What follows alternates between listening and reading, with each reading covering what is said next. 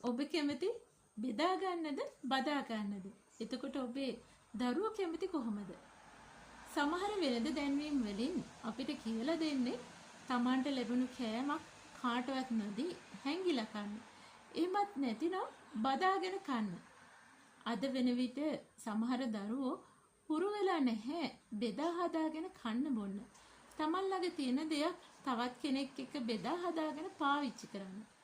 බෙදා හදා ගැනීම කියන්නේ ජීවන කුසලතාවය. එහෙනම් අපි අපේ දරුවන්ව බෙදා හදාගෙන කන්න බොන්න හුරු කරමු.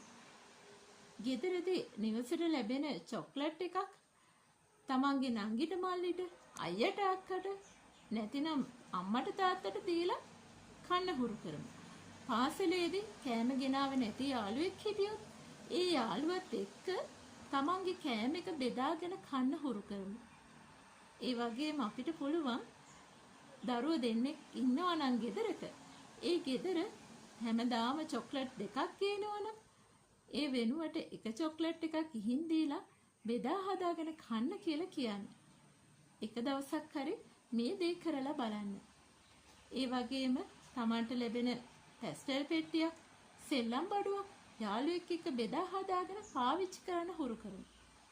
Taman ගාව තියෙන පොතක් පැන්සලක් නැති කෙනෙකුට දෙන්නත් අපි හුරු කරමු. බෙදා හදා ගැනීම තුළින් චිත්ත වේගයේ බුද්ධියට අයත් සහකම්පනය ඇති කරන්නට පුළුවන්. එහෙනම් අපි යහපත් බුද්ධිමත් දරුවෙක් වෙනුවෙන් බදා ගන්න නෙවෙයි බෙදා ගන්න අපේ දරුවන්ට හුරු කරමු.